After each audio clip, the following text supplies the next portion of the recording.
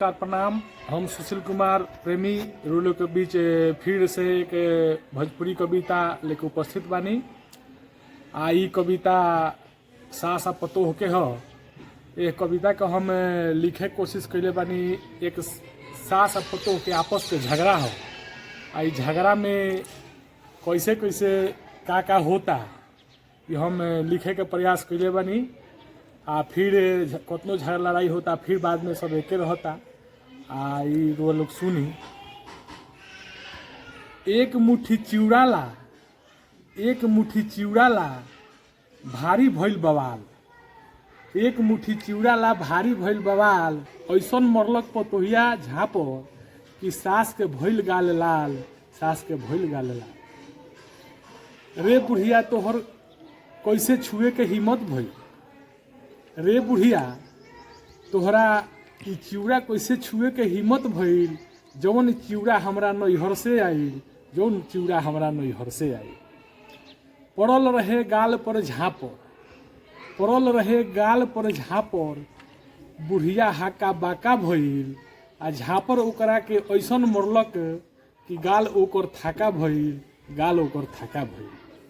आधा चिवड़ा अब वही हाथे में रहे, आधा चिवड़ा अब वही हाथे में रहे, आधा तो मुंह में डलले रहे।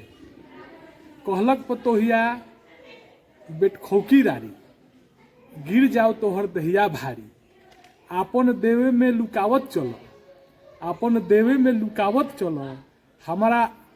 हमार आइल नैहर के चिवड़ा खा के रोज रोज मटकावत चलो। हमार आइल नैहर के चिवड़ा खा के रोज रोज मटकावत चलो। कहतानी कि ई सब चिवड़ा का भइल, कहतानी कि ई सब चिवड़ा का भइल। कुत्ता बिलाई के नाम लेके सब अपने चबा गइल, सब अपने चबा गइल। इतना सुन ससुइया पतोहिया के, इतना सुन ससुइया पतोहिया से कहाँ कम रहे। लक ससुइया पतोहिया के झोंटा हाथ में लेलक, मरलक दू चार लोटा। झोटा धई के दिहलक नाली में लसारी, झोटा धई के दिहलक नाली में लसारी।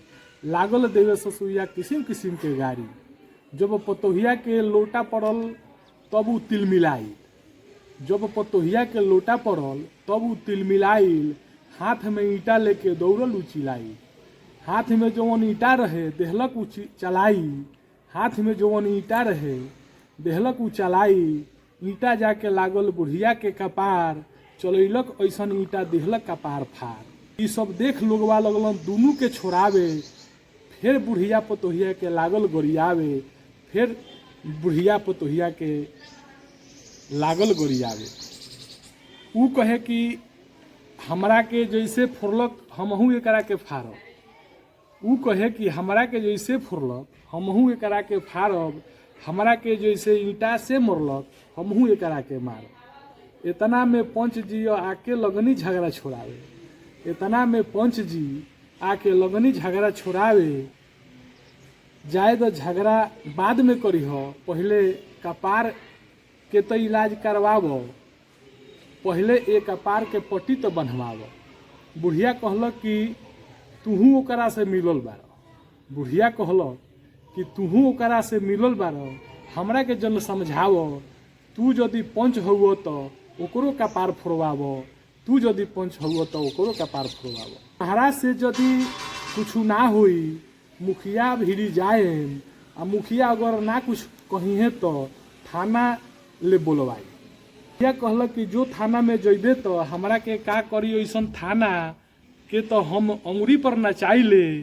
आ गाँव में केहू से लफड़ा होखे तो हम ही तो बतियाई और छोड़ाई ले, हम ही तो बतियाई और छोड़ाई ले। दुनू के बात सुन पंच साहेब भगलन, दुनू के झगड़ा ई ना छूटी।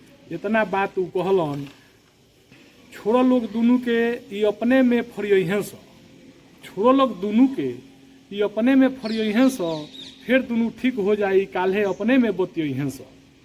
जे एकरा बीच में बोली उहो बदनाम होई, जे एकरा बीच में बोली उहो बदनाम होई। के बीच में बोली एकनी के चलते उल्टा सीधा नाम हुई। दुनू सास पतोह के रात दिने होखे लागल गारागारी, दुनू सास पतोह के रात दिने होखे लागल गारागारी।